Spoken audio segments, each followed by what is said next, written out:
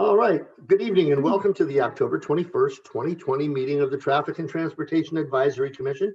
Please join me now in the Pledge of Allegiance. I pledge allegiance to the flag of the United States of America and to the republic for which it stands, one nation, under God, indivisible, with liberty and justice for all. Okay, now how do I get back on? Oh, there we go. Okay, good. I didn't want anybody to have to stare at my belt buckle while I was doing the pledge. Mrs. Marcelino, could you please call the roll for this evening's meeting? Commissioner Ferris, Here, but not yet sworn in. Commissioner Gregory, Here. Commissioner Reader, Here. Vice Chair Eno, Here. Chair Lemo. Here. Thank you. Now we're going to first have recognition of our outgoing Commissioner Angie Simpson. And I had seen a note earlier that Council Member Della Pena might have been wanting to participate in that. Should we put that off until later, or should we go ahead without her? What is the plan with staff and most importantly, City Clerk Globke?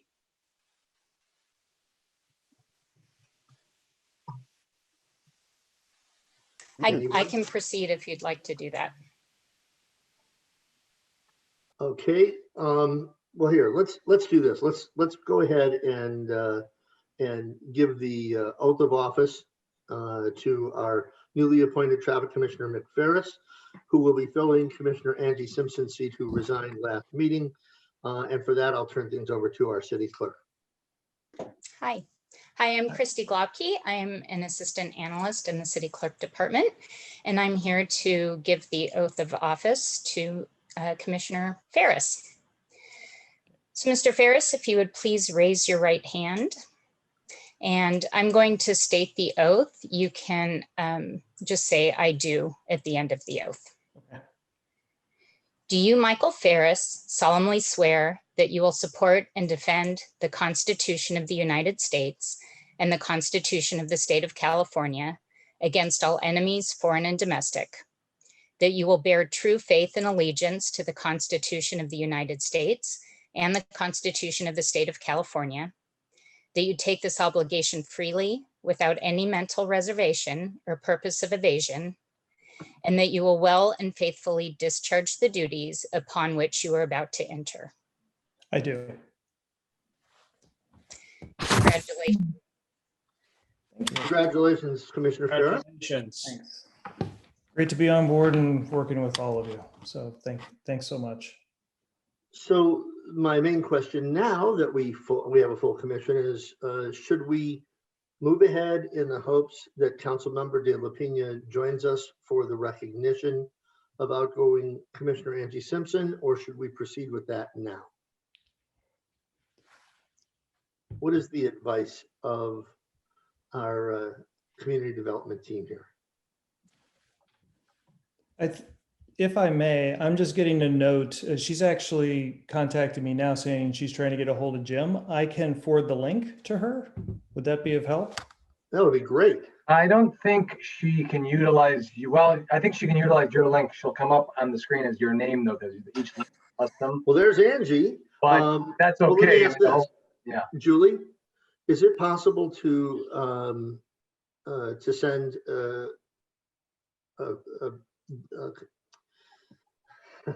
is she the mayor pro tem yet? Yeah. Okay. Could I send her mine, Nutter? Could I send her my meeting invite and she'll end up on this screen? With whoever's invite, it should work. It just she'll show up under your name, but that doesn't matter really. That's fine. Okay. Okay. So let's give her a couple minutes to join us. Right. And I'm wondering, well, I guess we'll wait for the announcement in regards to public comments. I'm going to bid everyone a good night. Good night, and thank you. Have a good very meeting. much. Thank you. Christy.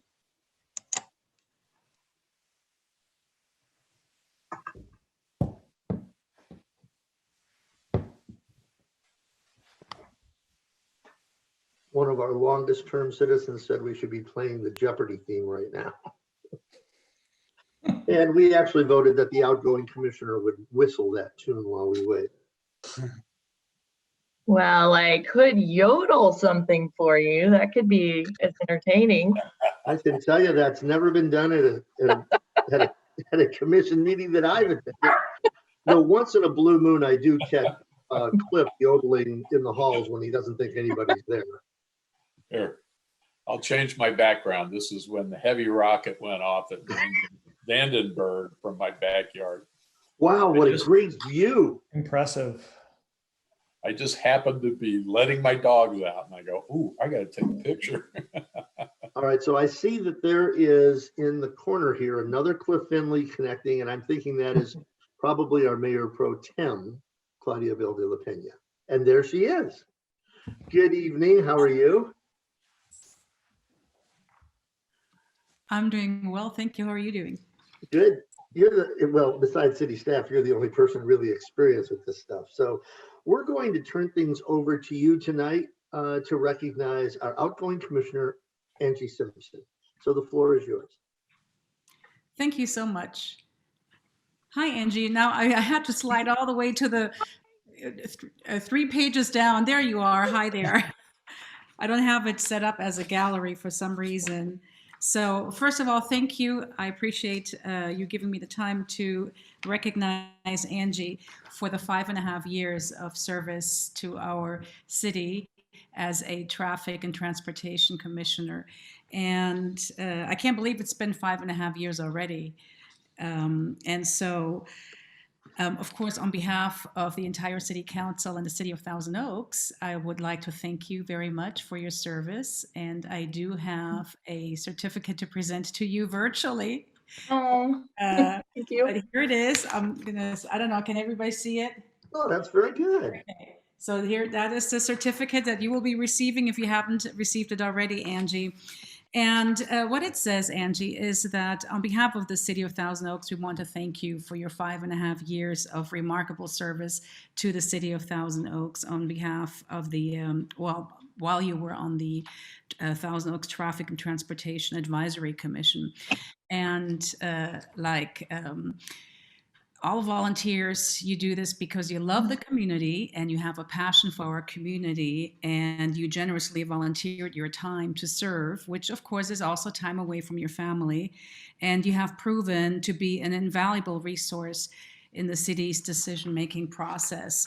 And when I say decision-making process, I would like to actually mention a few things in which Angie had a hand and on which she voted and made a decision to improve the quality of life for all of the residents in Thousand Oaks. And those decisions impacted bicycle safety. We improved bicycle safety. We also added, when I say we, I mean you, the Traffic Commission approved green bike lanes. You also voted on something that is actually turning out to be very, very good, and that is the flashing yellow arrow traffic signal. And we're seeing more and more of those in the City of Thousand Oaks, and you all started that. So you also have made decisions regarding traffic calming measures in the community, in various communities in Thousand Oaks. You made decisions on road restriping improvements, pedestrian access and safety, pedestrian mobility enhancements, pedestrian and bicycle master plan, and we're still working on finishing the master plan, and we're actually making improvements now, thanks to you guys, also on the bicycle lane on Rancho Road. And you, Angie, also voted on capital improvement projects, installing stop signs, and also with helping with the crossing guards. So in 5.5 years, you've had a hand in a lot of decisions that impact the quality of life for Thousand Oaks in a very, very good way. And I wish you, on behalf of the City Council, the best of luck. And whatever decision you're making for the future, I'm sure it will be a great one. And we will perhaps see you in giving back to the community in different ways. So Angie, I just wanted to thank you very much. Thank you, Claudia, for the opportunity to serve. And I've learned a lot from all of you here, all my fellow commissioners, and I have so much respect for how hard and fantastic our city staff are to make our community this fantastic. And to the city council members who set the tone every week in their meetings, thank you. And as one last request here, I just think it's super important for me personally to acknowledge some things that our community has really suffered in the past few weeks that are totally avoidable and translate into the job that you all have here to ensure safety to our citizens, especially in our crosswalks. And I would just like to take a moment of silence to honor Jacob and Mark Iskander, and to remember that Jacob was 9 years old and Mark is only 11 years old, and they were hit and killed in a crosswalk in Westlake Village that is, our next door neighbor and definitely impacts us across the community. And then also paying tribute to Fred Rosenberg, who at 88 just passed away, hit in a accident suspected but was drunk driving. And so there's 3 lives that definitely were taken before their time. And I would just like to say to the families, I'm very sorry. And hopefully that inspires this group to really know how much your work means to the safety of our community at all ages. Thank you very much, Angie. First, thank you very much for Mayor Pro Tem for joining us tonight. And thank you, Angie, as well. I would be remiss if I didn't just mention one thing. One of the superstars on our commission is the person who actually brought the flashing left turn signals to us, and that was Commissioner Michael Reeder. And with that, we'll start off by asking Commissioner Reeder if he has any closing comments as Angie moves on. Thank you, Chair. Angie, sitting next to you all these years has just been a joy for me. And I admire how you can be so passionate and calm and professional all at the same time. That's quite amazing to me how you do that. But I'll never forget how you embarrassed me at one meeting by presenting me with the bouquet of yellow roses to commemorate our flashing yellow arrows that we worked on together.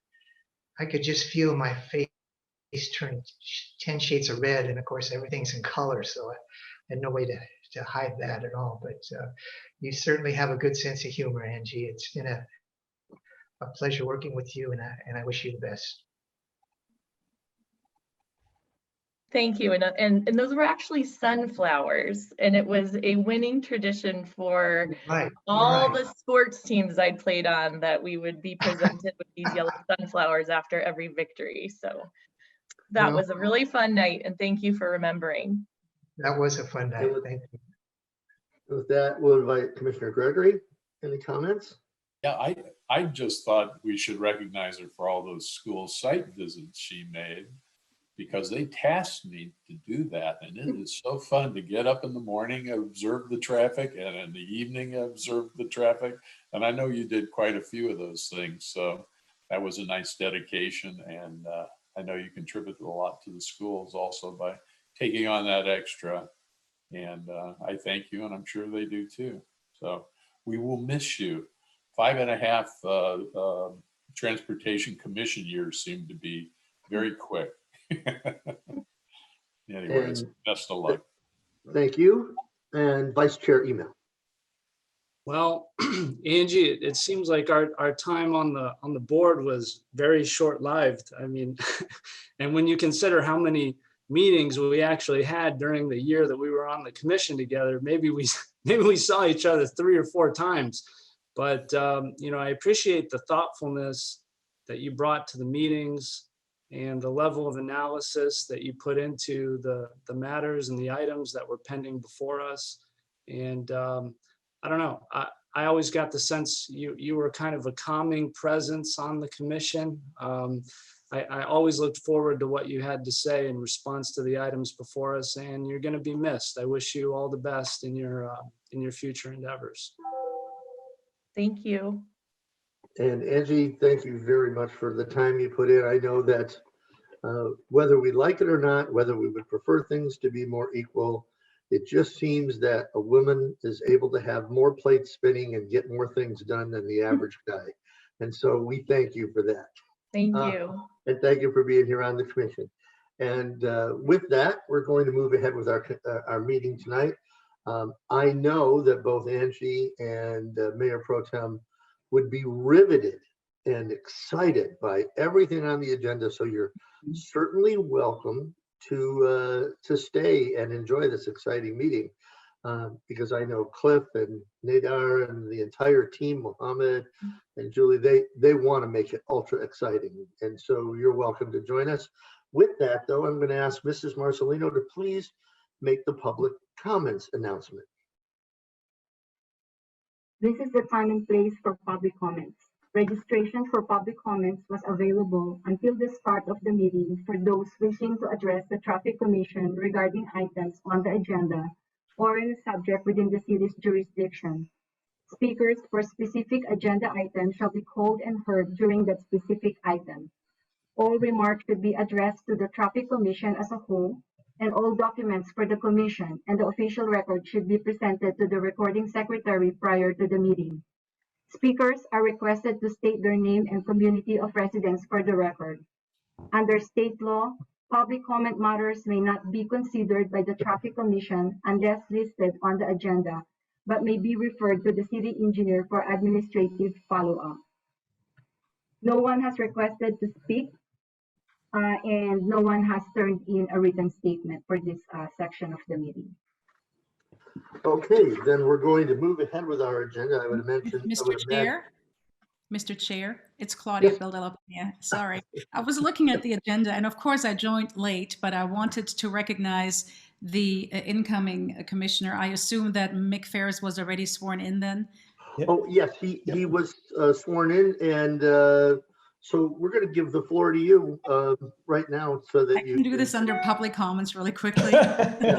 And he was sworn in, so there's no need to swear at him. So also wanted to welcome Mick Ferris to the Traffic and Transportation Advisory Commission. Mick is, of course, known to every one of you on the commission as well as to staff, and has been serving the city of Thousand Oaks in various capacities over the years.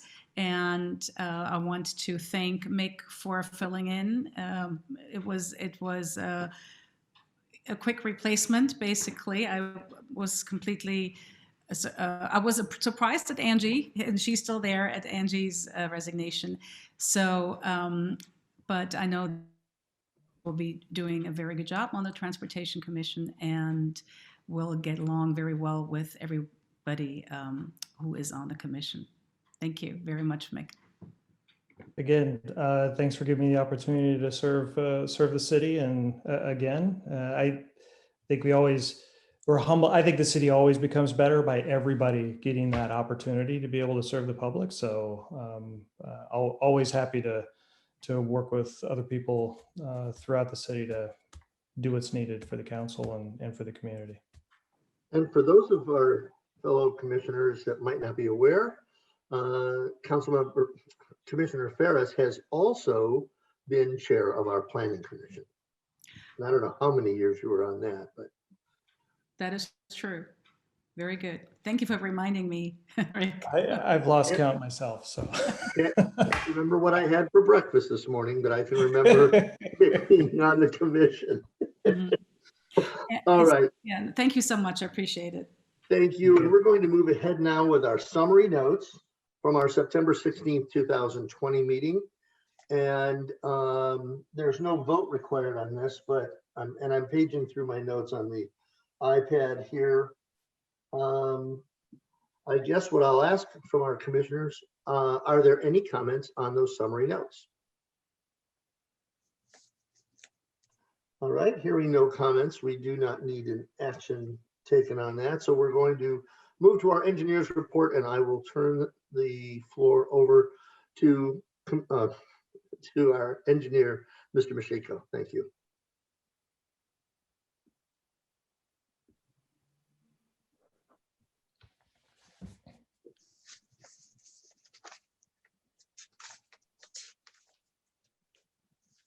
Okay, thank you, Chair Lemo. This item before you is to consider some minor roadway signing and striping modifications to to Potrero Road just east of Briar Avenue. And here's a vicinity map that shows the area that we're going to be considering tonight. It's in Newbury Park, just south of the intersection of Lynn Road and Reno Road. And let's just zoom in a little bit further. Here's an area in the red circle, just east of the intersection of Briar Avenue along Potrero Road. And for this item, there's basically two areas of concern that we have here. The first thing is shown in this photo. There's a mature oak tree on the north side of the street, which causes issues with the vertical clearance for westbound traffic as it passes by this tree. And tree is right up against the curb, and cars have to move, or large vehicles have to move more towards that center line that you see there to avoid striking the branches that are overhanging. Tree is about 50 years old and is about 40 feet in height. The second area of concern is for pedestrian. The sidewalk accessibility. This photo illustrates the issues that pedestrians deal with when they pass through this area. The area closer to the fence, there's a clearance of about 8 feet. But if you're right up against the tree in that sidewalk, the height clearance is about 3.5 feet. So due to these two issues, last month the city implemented a number of measures, including adding vertical orange delineators 3 feet away from the tree to move traffic more towards the center line. We also added advanced warning signs telling drivers that the height clearance is about 10.5 feet, and also the road narrows. And we also added reflectors to the tree branches so that the limbs that are overhanging are more visible at night. So here's a couple pictures. I'll show you what happened. What we put out there, we have the two warning signs prior to the tree with the height clearance and the road narrows. Right here is right at the tree. We put the vertical delineators 3 feet from the curb, trying to edge traffic further to the center line, leaving a 11-foot wide travel lane. And then number 3 is the reflectors on the large overhanging limb above the street. So with the phase 1 measures that are in place right now, with the Traffic Commission's action tonight, we're looking to implement a new set of measures that would, which while also temporary, would further increase the vertical clearance for westbound traffic by additional 2 feet. The current clearance, again, I mentioned, was 10.5 feet, and it will become 12.5 foot clearance with additional improvements. The action would require shifting the center line to the south by 3 feet to pick up this 2 feet of vertical clearance. We would introduce new white edge line striping along with white vertical delineators to taper traffic towards to the south away from the tree. We'd also replace the orange warning signs to permanent yellow signs. We're going to repair some engineering drawings, and all the implementation of these changes would be done by staff. So here's a photograph that probably, or these two photographs will illustrate what we're trying to do. Here's the existing condition, and this photograph shows what happens with the measures we're proposing, moving that center line to the south. The lane shift, the travel lanes are somewhat narrowed, and then off to the right, the white edge line is going to be painted with white delineators. Traffic will be tapered down. I believe both travel lanes will be about 11 feet in width. So back to existing condition on this slide, and with the measures that we're proposing, this is what the location would look like. As mentioned, the improvements discussed so far are temporary in nature. We plan to further evaluate this intersection in the future to analyze the oak tree and the roadway in more detail. We'll look at the tree's health, its structural integrity, as well as the budget and cost for potential additional roadway modifications to create even more vertical clearance by shifting traffic another 3 feet to the south. and also address pedestrian accessibility concerns. We'll also evaluate this in our future capital project and include public outreach. For this meeting, we did conduct some public outreach. We mailed out 165 notices to residents within 1,000 feet of this tree to provide input to the Traffic Commission this evening. The message we heard from the community is to preserve the tree if possible, and we believe that tonight's action would achieve that goal. We did receive 11 emails prior to this meeting from residents who received the notifications. All of those citizens were in support of tonight's action. And we provided a copy to the commissioners earlier today so they can read what the public had to say. So with that, the staff recommendation is in the staff report. The recommendation developed by the commission this evening will be forwarded to the City Council for consideration. We'll be happy to answer any questions. Thank you. Thank you very much, Senior Engineer Mashiko. I appreciate it. It was a very good report.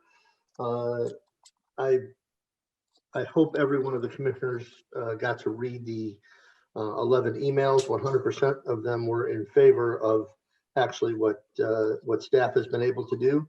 So what we will do now before moving on is see if any of our commissioners have any questions of staff.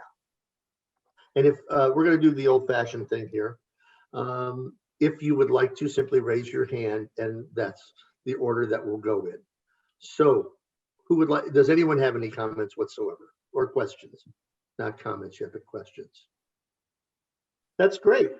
Hearing no questions, then we will see if we have any public speakers, and I guess we do. I also want to make certain that I let the public know that I see people, participants raising their hands from the public. We will take comments from the public who have put in for comments on this issue, but as Ms. Marcelino will tell us, there'll be no interaction on those speakers. So I'm going to turn things over to you, Mrs. Marcelino, in order to take care of giving us our speakers. Thank you. One individual has requested to speak on this item. Speakers are allowed 3 minutes, and for the record, 11 written statements have been submitted in favor of staff recommendation. Our lone speaker is Ms. Janet Miller-Wall. You will be reminded when you only have 1 minute remaining, and again when your time to speak is up. Please click unmute and state your name and city of residence for the record. Thank you, Esther. This is Janet Miller-Wall. I'd like to thank everyone on the Traffic Commission and the staff for redesigning this roadway in order to preserve this tree. I'd like you to know that Jimmy Dean, who is a well-known arborist in our community, and I met out at the tree. And I think staff at some point said that the circumference of the tree was 48 inches, but we actually measured each limb because it is a multi-limb tree. And I'll just add right here that it is very unlikely that this is a 50-year-old tree that was planted when the other trees were planted. It is much, much larger. And it is likely a heritage tree that has been there many years and was simply in the right place to be preserved instead of cut down at the time that the neighborhood was designed. So anyway, Jimmy and I met out there, and then I have consulted with Dr. Fred Roth, who is a very well-known assessor of the value of trees. And he has come up with a number for the value of this tree, because at one point, I think staff said that it would be likely around $50,000 to redesign the roadway. Anyway, Dr. Fred Roth believes that the value of the tree is $155,500. And this is International Society of Arboriculture standards. It does not include any type of depreciation. Dr. Roth and Jimmy both think the tree is of A quality, which is the highest rating that you can give it. Another depreciation factor is location of trees. So that is something that could likely bring the value down a little bit, but probably not. Jimmy Dean wanted to be here tonight, but he was not able to. But he said that it is very likely that as far as the handicapped access, which is what brought this whole matter under your scrutiny, a retaining wall and a bypass by the sidewalk, right where the culvert is, that is, I believe that's county property because it's drainage. A retaining wall at that point is very likely a good solution as well. So I just wanted to bring those facts to your attention. I realize that in our city, we do not generally put a monetary value on our oak trees or any other of our heritage trees.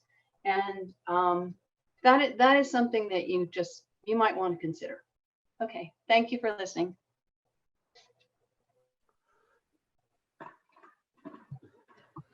Thank you. We have, do we have any other speakers? She's the only speaker we have, Chair. All right, and I know that we have the comments that were on our emails that everybody had to see. They were all positive comments that leaned very well towards what staff was recommending. And so, being that we are now completed with our speakers on this item, we'll ask if any of our commissioners now have any additional questions of staff. If not, then I will entertain a motion to move forward based upon the staff recommendations that we have. Yes, sir, Vice Chair. I don't have any questions, but I just wanted to note for the record that in several of the emails, if not all of the emails that we reviewed in connection with this item, the residents were very thankful that the city staff had been flexible and accommodating and coming up with a solution and an alternative other than to eliminate this tree. So I just wanted to echo those sentiments and extend my commendations to the city staff for working this out. Thank you. All right, yes, sir, Commissioner Gregory.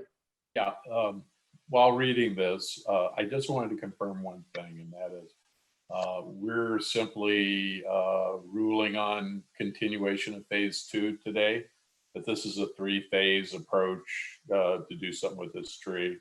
So does staff have any ideas how far out maybe phase 3 is on it? Or does that depend on how fast the tree grows? Yeah, I can address that one, Commissioner Gregory. Nader Hidari, city engineer. Phase 3, we are currently programming our next 2-year capital improvement budget. And so we're going to be including that project in that next budget. And so that'll be entered and provided funding and other factors. And that will be included in the next 2-year budget and will be performed at that time. We see that as needing to be done sooner rather than later because phase 2 doesn't resolve the pedestrian access issue. So that's while it moves the cars away and it improves the safety for the vehicles, we want to also address the pedestrian safety and additionally push the vehicles even further away from the tree as best we can to provide even more vertical clearance. So we're hoping that would be an item in that next 2-year budget. Okay, thank you. Any other questions? Then I will entertain a motion in regards to the staff recommendation for A and B to move this forward to City Council. Do we have that motion? Mr. Chair, I think that Mick Ferris or Commissioner Ferris had a comment. Oh, I'm so sorry, Mick. Oh, no. I'm sorry, Commissioner Ferris, go ahead. Yeah, no worries. And effectively, the 2 comments prior, you basically stole what I was going to say. That one, in reading the report, it was clear the staff listened well to the community and did a great job. And we didn't even need to see the emails to get that. But the fact that the emails were there was a great confirmation that there's a community buy-in to the solution. And some of the other comments kind of reflected what Commissioner Gregory was saying, which is they're supportive of the recommendation we're bringing up, which is phase 2, but I think they want to see phase 3. So I think that that's at least the sense that I get, that even though our recommendation going to the council is only related to phase 2, I think we might want to just encourage, at least amongst the discussion, that phase 3 is important to the community. So would you be inclined to make an all-encompassing motion to that effect? 100%, Mr. Chair Lemo. Yeah, so Thank you. I'm happy to move the staff recommendation to the city council per staff's both in the design, the plans for phase 2 and delegation of the authority to the city engineer as provided by staff, as well as if the commission concurs, a recommendation on looking long-term for phase 3 to complete the pedestrian access issues and other items that the community is concerned with. Excellent. I think that's a great motion. Okay. And we're looking for a second. I'll second the motion, Chair. Thank you, Commissioner Reeder. We have a motion and a second. And so what we will do right now is open it up to any discussion by our commissioners. Listen, you're going to have to go one at a time, and you're going to have to keep the volume down. Hearing none. Reeder, yes. Just in phase 3, I noticed we're considering putting a concrete sidewalk adjacent to the trunk of the tree. And I know when I was developing property in the community, a lot of attention was paid to the drip lines of the tree. So perhaps something other than concrete could be used to help mitigate the rainfall reaching the base of the tree. I would think that's a great suggestion. I would agree with that. The only caveat, as is always the case, is as long as it is that it follows any ADA situations just from a safety standpoint. And with that, are there any other questions or comments? Hearing none, I'll ask Ms. Marcelino to please do a roll call vote. Thank you, Chair Lemo. Now it's official. Commissioner Ferris, Aye. Commissioner Gregory, Aye. Commissioner Reeder, Yes. Vice Chair Emo, Yes. Chair Lemo. Yes. Motion carries 5-0. The Traffic Commission makes recommendations to the City Council, and interested parties may attend the City Council meeting and speak either for or against the recommendation of the Traffic Commission. Any person wishing to appeal a decision of the Traffic Commission shall file a written appeal and pay an appeal fee with the City Clerk Department within 14 calendar days of this decision. The matter will be referred to the City Council at the earliest reasonable and available date. The appeal fee will be refunded only if the City Council overturns the Traffic Commission's decision. An appeal form is available from the recording secretary. Thank you. Thank you very much. And next we have item 8B, which is the second report from Mr. Mashiko, and I'll turn things over to you.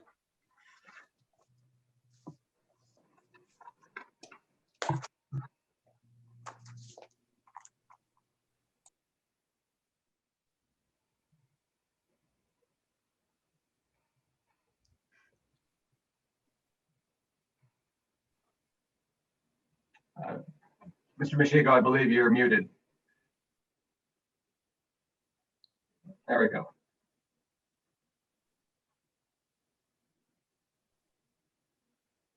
Can you hear me now?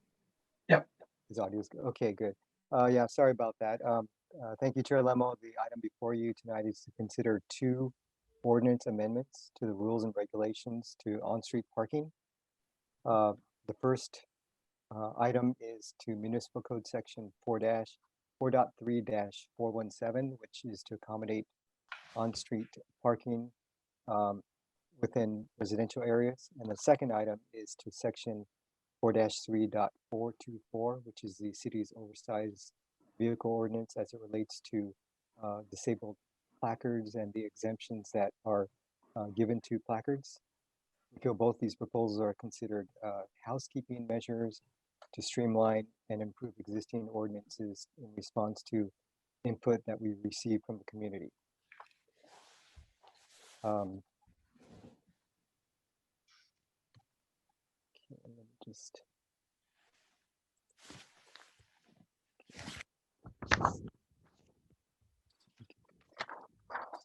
The first ordinance amendment is to revise um,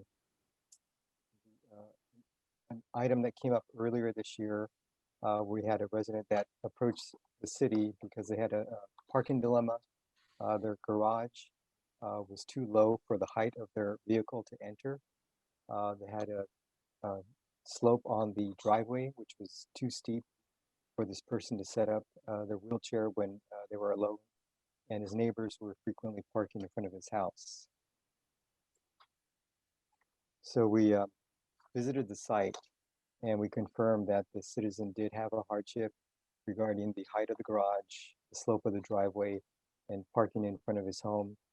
So after careful consideration, we worked with the resident and we agreed to apply. He agreed to apply for an encroachment permit, which would allow him to install a disabled parking space in front of his house to overcome the hardships that he was facing on a daily basis. He entered into an agreement to install and maintain the parking space at his cost. The agreement requires that the parking space be removed if you were to vacate the property. The proposal tonight recognizes that it is sensitive to persons with disabilities and offers an option of creating accessible parking near their homes under certain conditions where accessible off-street parking conditions are limited.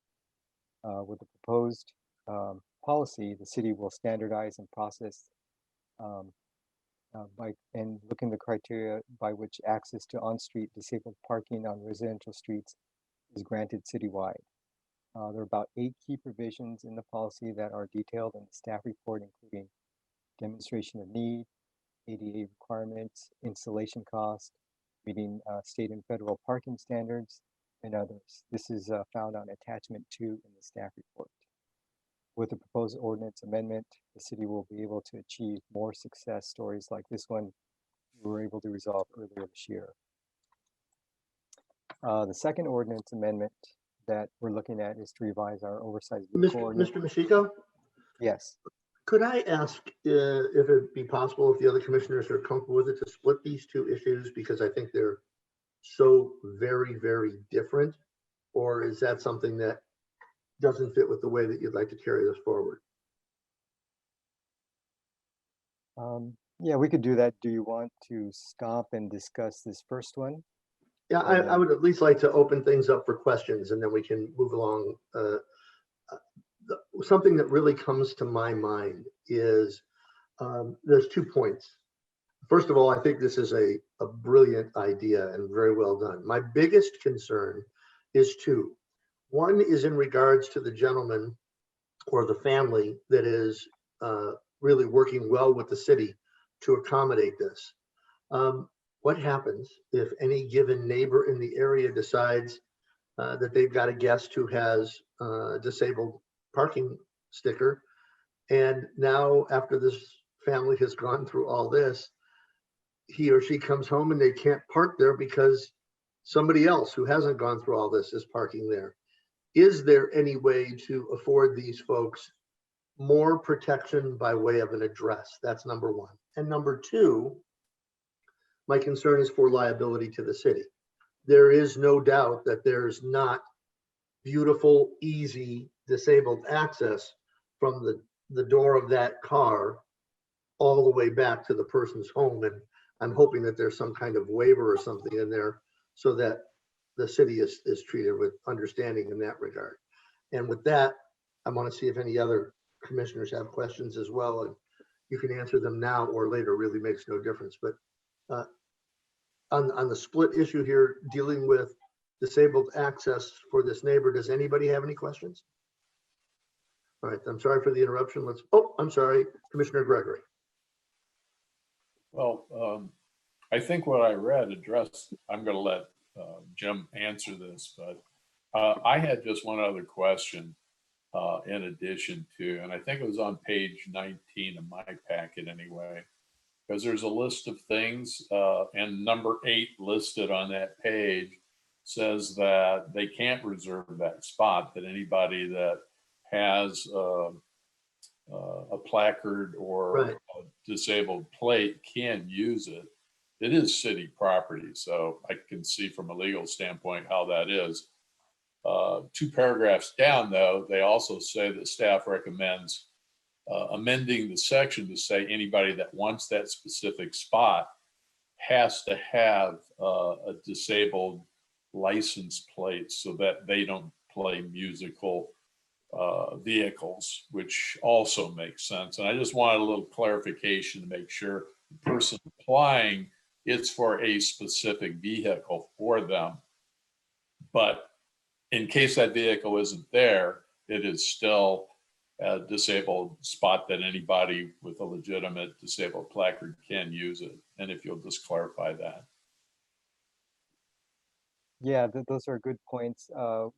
Mr. Gregory did point out that in the staff report, what he read is accurate. The parking space is open to anyone with a disabled license plate.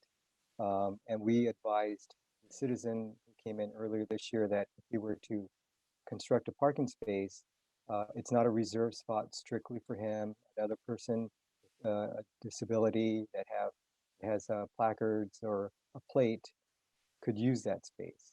So they were willing to go ahead and install the parking space themselves.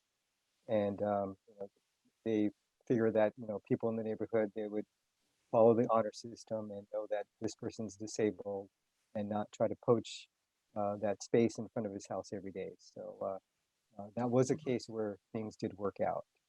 But again, we are going to warn anyone who applies for this that there are some pitfalls, and it's not necessarily a reserved spot strictly for that person in front of their home, because this is a public street. I understand. What triggered my question more than anything was that they were going to be participating in the cost. My second question, though, still stands, and that is, if anybody who has a disabled access license plate parks there, is there anything we can do so that we, as we all know, there have been some entities that go around looking for things they don't feel are perfect for disabled access parking spots. And I wanted to make sure that if there's anything possible the city can do to limit its liability, that you look into that. That's all. If there are no other questions, please move ahead. I'm sorry. Well, there was just one other thing I wanted to note that I think I did read, and that was there is some pretty formal waiver paperwork and all that for the person that applies. For the person that applies, but not necessarily for John Q. Public, who may find the need to park there. That was my only concern. And I didn't know if you could put a waiver of some sort in our law and then post that on, post the codicil on the sign itself. I'm just trying to protect the city against frivolity, no doubt about it.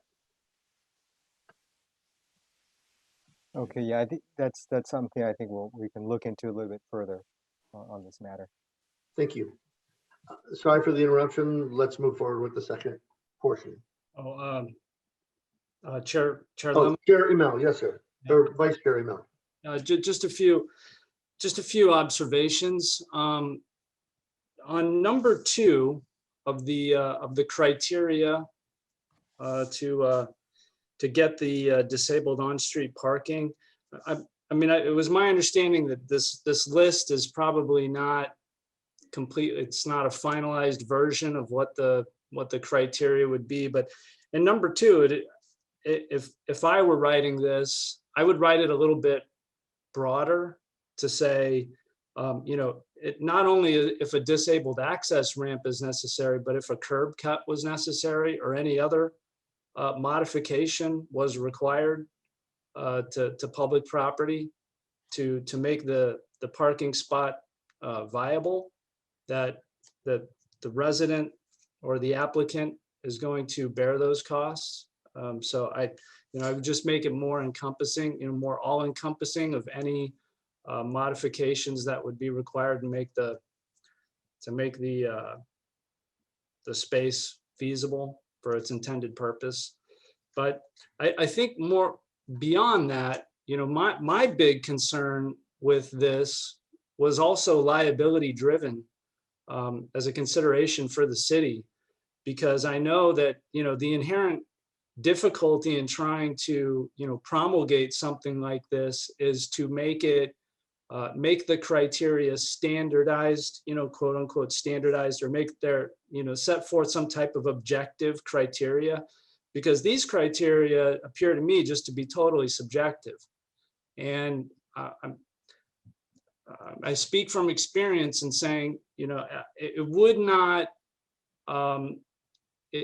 not be beyond my imagination to see the city turn down an applicant for a parking space like this, only to turn around and sue the city and say, well, you discriminated against me, didn't give me a parking spot, but you gave the guy, 5 blocks away a parking spot on the street, handicapped, dedicated, disabled parking spot. So are you discriminating against me and saying that my disability is less severe or is of lesser significance than the person, who got the space down the street? And so I kind of feel like this is, a can of worms, because I just feel like even though the city is totally, it's on the right path here. I mean, this is obviously something that is beneficial for disabled residents. I just see the lack of standardized criteria presenting the problem. And I don't know how you objectify it. I don't know if you ask for or require, a treating physician's evaluation of, distance from car to entrance, or whatever other criteria you can interject into this process to eliminate liability for the city, so that you're going to, not face somebody who's disgruntled, who didn't get their spot, and they become a plaintiff. Yeah, those are good questions. I'm wondering if our Assistant City Attorney, David Womack, may be able to offer any thoughts on some of those comments. Yeah, Mr. Womack? our office has vetted this. As far as what we can do to try to prevent someone in those situations that you're referring to, Vice Chair Emmel, it has been drive-by lawsuits. This one, the criteria has to be met insofar as that you can actually put a disabled spot there. So I could envision some circumstances that would prevent the installation of a disabled parking spot in front of a house, depending on the conditions that are existing there. And perhaps Jim can talk about that. But it's very difficult to try to avoid the drive-by type of lawsuit, or in this case, it would be perhaps a property owner, or perhaps even a tenant that would make that type of application. But we certainly can look at it, and I can work with staff on identifying some objective criteria, but every time it's going to be a case-by-case analysis. So in that, and I figured the city had already looked into this, but in that case, I would put some language in this ordinance that says that the decision is made in the city's absolute discretion. I think that way you only open the door to a plaintiff who can make a case that the decision was kind of arbitrary and capricious. They would have to show some level of malice. That would be, if I could make a recommendation, if I could humbly make a recommendation, it would be to include that type of language in there. That's certainly something I can work with staff on. Definitely. And currently, as fashioned, it doesn't entertain, or it's not dependent on the disability. That nowhere on the application or anywhere does it inquire as to what the disability is and start to involve that necessarily. It's just a matter of having that handicap placard. True. Okay. Nor would I recommend that the city do any inquiry along those lines. Very true. Right. All right, well, I didn't realize I would be causing that big of a chasm in between these two. But if we can move together so that we could fashion our motions at the end, let me turn things back to Mr. Mashika.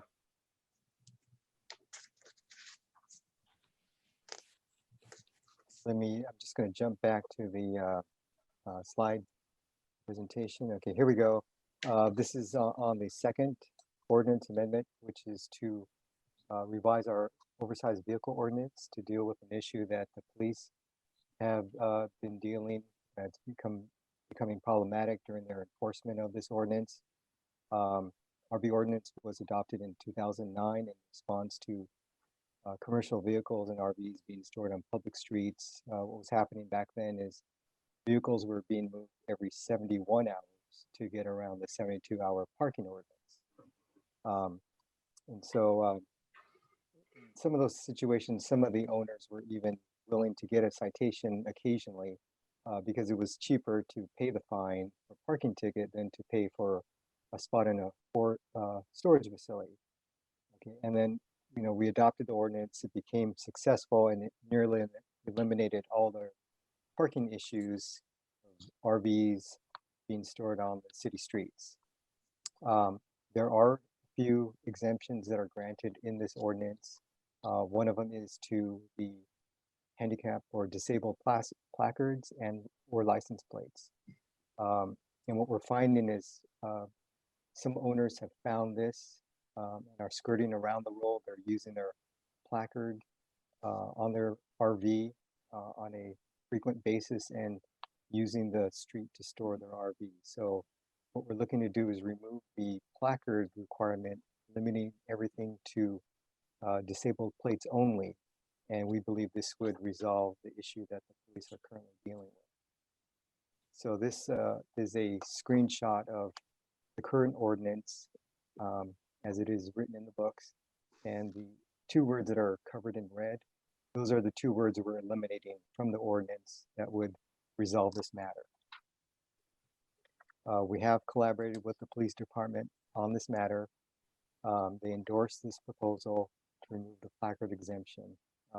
If approved by the council, ultimately, the change is expected to reduce the number of complaints that they receive involving abuse of disabled placards. It would strengthen an already effective tool that they have to work with to deal with storage of RVs and large trucks on streets.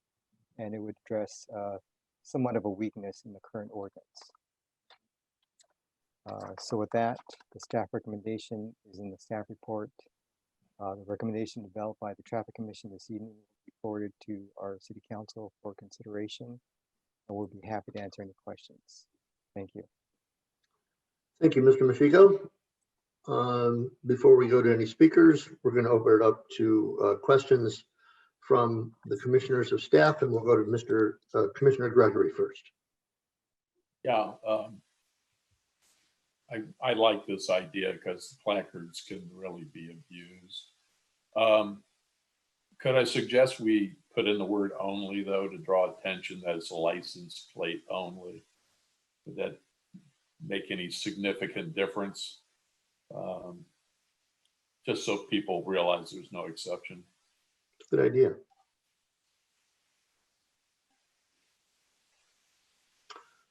Other commissioner questions of staff? One quick one. Commissioner Ferris. Thank you, Chair Lemo. Just to confirm that the recommendation, minus Commissioner Gregory's recent addition here, that it would just be the two words to be deleted. And this is regarding 424, the permits there. The only recommended change is the deletion of those two words, not anything else in the ordinance. I had pointed out earlier that the wording, there was a slight difference in the language of what was presented to us in the staff report versus what's actually in the ordinance itself. In the ordinance itself. And I just want to confirm the recommendation that staff is providing to us to ask us to forward to council is only regarding those two words, subject to anything else that the commission brings forward. Is that correct? That's correct. It is those two words, and we will double check all the language just to make sure it's limited just to those two words. Okay. Thank you. Thanks. Any other questions of staff? Then, Ms. Marcelino, are there any speakers on this item? No one has requested to speak, and no written statement has been submitted on this item, Chair Lemo. Thank you very much. Then we will see if there are any further questions for staff or any commissioner comments, or if a commissioner would like to bring forward a motion.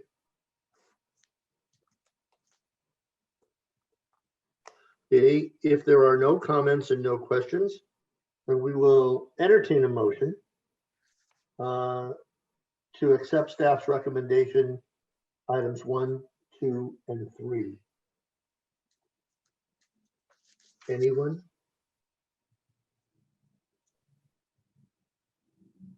Let me help this along. I'll make that motion, and now I'm looking for a second. I'm happy to second. Thank you, Commissioner Ferris. It would have died without a second. Now we'll open it up for discussion on the motion itself, if anyone has any. Yes, sir, Vice Chair Emo. So Chair, is the motion including the recommended modifications to the language that I suggested and that I think City Attorney Womack was going to discuss with city staff? I think I would make the motion to suggest that pending City Attorney Womack's conclusions with his staff. Is that okay, Mr. Womack? Is that proper terminology? Yes, that's a fine way to phrase the motion. All right. Other comments to this motion?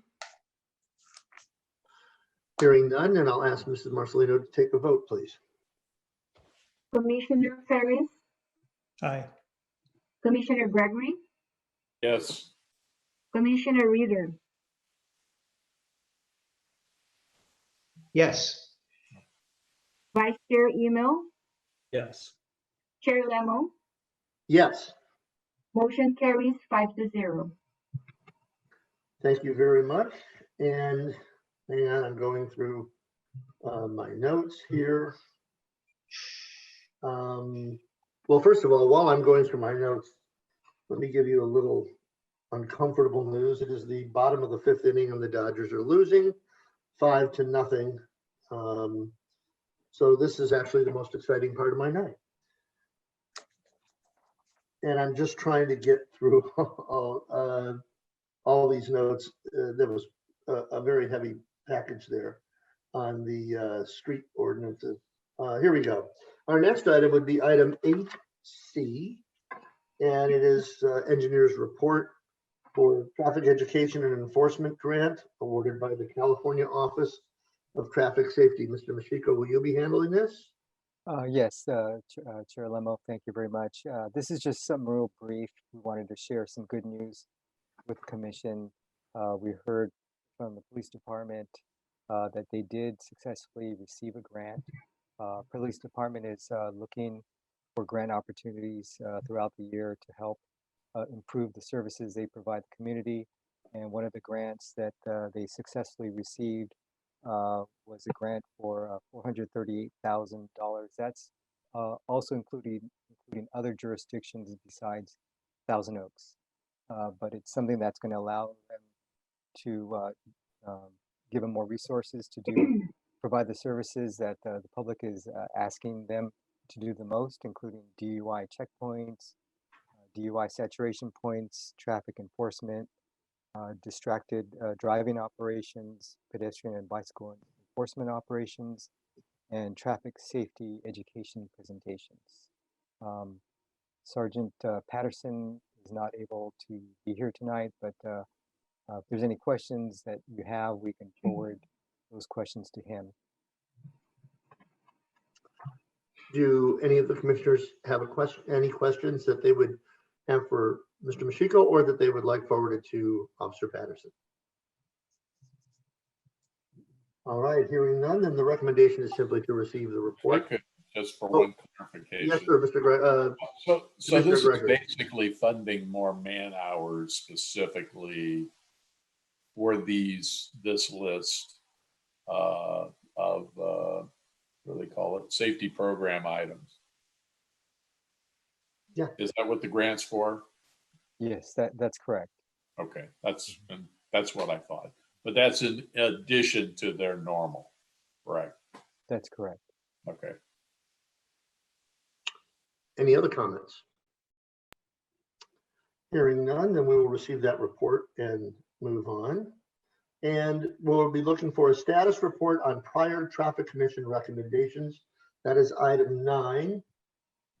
And we've got a few there. Will you be handling that as well, Mr. Mishika?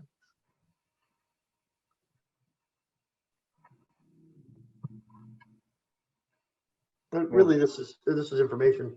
Yeah, it's Either information. any of us could read it. I mean, Yeah, the stop sign issue that we reviewed last month is going to city council next week. 27th, right?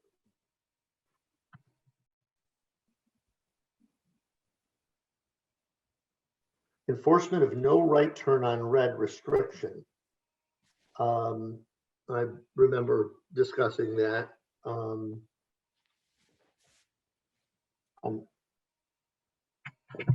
Does this mean there's just going to be more police enforcement, or? Yeah, that was a referral that we received last month from the commission to enforce I believe a sign that was being violated.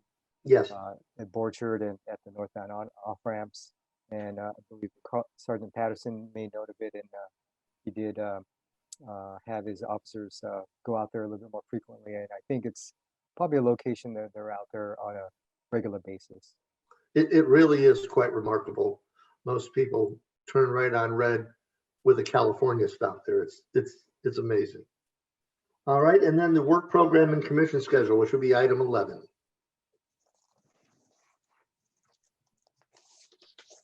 If you look at that, folks, begins with the Duesenberg roundabout update. Is there anything that you have to report here, or are these just future agenda items for us? This is strictly just for information, just showing you what's on our schedule, what we're looking at. Nothing right now that's of an urgent matter. So a lot of these items are going to be more towards the winter. So just want to let you know what's coming up. Thank you. Did any of our commissioners have a question? More importantly, is there something that you were anticipating would be on the future agenda items that you did not see? Okay, hearing none. Want to thank you for that. Wait a minute. Hold on one sec. Yes, sir.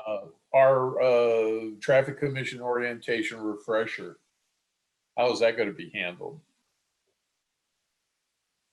Who was the last item on that? Yeah, we're going to have one of the city attorney representatives from their office come and provide that quick, I don't know, 10, 15-minute refresher, particularly because we have a new commissioner on board.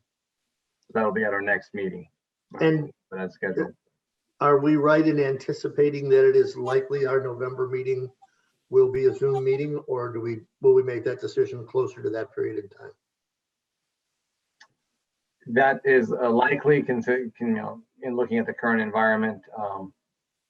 However, as Jim mentioned, none of the items are immediate or pressing at the moment. So the determination will have to be made if the next meeting is in November or if it's December or so forth.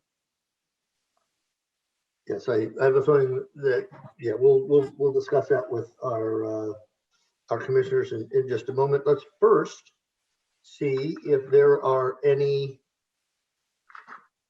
Yes, let's first see if there are any commissioner comments. Okay, I have just one. It's sort of a comment, sort of a request. I think that everybody who lives in Thousand Oaks is aware of what took place at a crosswalk in Westlake Village. And I'm making no comments on that whatsoever. My comment is, shockingly, about 5 days after that happened, myself and 2 cars ahead of me were stopped at a flashing crosswalk. And an SUV blew through at about 50 miles an hour in the right lane, passing all of us. Luckily, the flashes, as you know, take place a few moments after someone has crossed, so no one was put at risk. But if we could suggest that we have a little bit more regular, and I know they're probably spread thin, a little bit more regular surprise patrols on the lighted crosswalks that we have, particularly the one on Borchard, because speed limits as well as one or two people just ignoring it could prove to be fatal, at least when school gets back into a regular session, and that's coming up over the next 90 days for sure.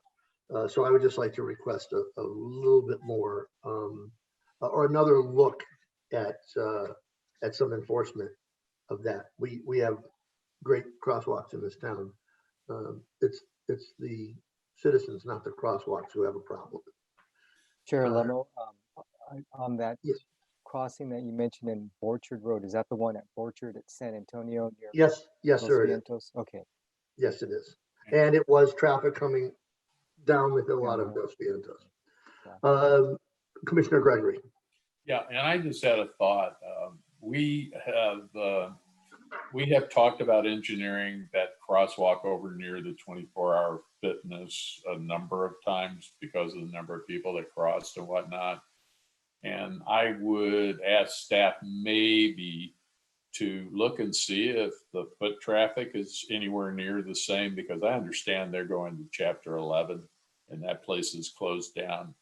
But if we have any resources assigned to that project, if we find that the crossing patterns have changed, maybe that we look applying them in other areas, currently being used. Because we did a lot to engineer that area because there was a lot of foot traffic across that area, and the 24-hour fitness goes away. That could have pretty significant impact right there. I don't know if it does or doesn't, but staff may want to look at that for future. Yeah, I can address that one. As you know, we've constructed 3 other pedestrian crossings on Thousand Oaks Boulevard between Moore Park Road and Duesenberg over the last year. And this additional one that you're referring to is one that we've actually received a grant for. Then the grant pays for 90% of the project, and it's location specific, and it's because of the accident history there and so forth. So we wouldn't be able to repurpose or modify that in any fashion.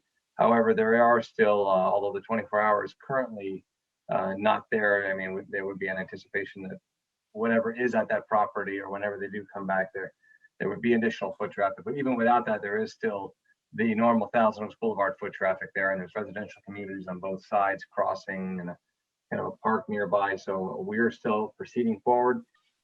Now, having said that, it's a grant-funded project, and there's a lot of hoops and hurdles to jump through. So it's not a project that's going to get constructed next month or anything. It'll be the design next year, and then construct probably the following year. So there will be some time to incorporate in a little bit in terms of what's happening with that property.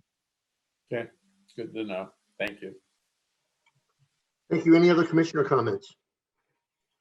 Okay, so next, before we move forward with an adjournment, we have a choice. Well, we have actually a couple of choices. First of all, looking ahead at what future agenda items would be, the Traffic Commission is scheduled for November the 18th. We could hold our November the 18th meeting. We usually during the holidays either hold 1 or 0. November 18th is a week before Thanksgiving. December 16th as an alternative meeting is at least 10 days or so before Christmas. So the question is, depending on what other religious holidays or other holidays are in there, what is the staff and the commission's pleasure in regards to a November and or December meeting? And when you look at our future agenda items, how many of those agenda items can actually be moved to move forward at either one of those meetings. So I'd like to open that up quickly to our commissioners, and I'd also like staff to weigh in. I could go. I'm flexible, so depends on Thank staff you. and everyone else. It's pretty All easy to right. put on a Zoom. Vice Chair? I'm open to whatever is convenient for everybody else. So my question would be of staff. If we could get staff to give us some input as to, I think to be respectful, we want to hold it to one meeting during that 30-day holiday period. Which is better for you, you know, the time before Christmas or the time before Thanksgiving? The only reason I prefer the December meeting, and it's a very, very weak preference, is because maybe we're able to do a regular meeting. But based upon a report I heard yesterday, I have to be honest and tell you that is highly unlikely. I tend to think that it is more likely that March might be the first time we can do an in-place meeting. Yeah, in looking at that future list and then speaking with the other staff earlier, none of these items need to go even in December necessarily. So, but certainly none of them need to go in November. So I think we could set the next meeting for December, and then as we get closer to that date, we can reevaluate if, because like I mentioned, all these are indicated as winter items, so they're kind of, as long as they're addressed by January, February, I think we're more than good. So, but in the meantime, we can target December, so we have something on the books. All right, I think that's a great suggestion. So I'd like to see if we can just get a consensus that we will plan on adjourning until December 16th. However, with our interaction with each other and with staff, we'll see how necessary that is to have a holiday meeting at all. And is that fine with the commissioners? Okay, seeing a concurrence, then I will first like to thank staff for their work this evening and getting everything so well put together for us. Especially Julie, for once again having to bring me along technology wise. Thank you. And thank you for not laughing on camera as hard as you might be off camera. And with that, the Traffic and Transportation Advisory Commission is adjourned until December 16th. Page. December 16th, 2020. It says here in the boardroom of Civic Arts Plaza on the 3rd floor, which I do remember that's where we used to meet, or by virtual meeting. And with that, I thank staff and say good night. Thank you all. Thanks. Stay safe, everyone. Thank you. Bye-bye. Bye, everybody. Good to see you. Good to see all of you.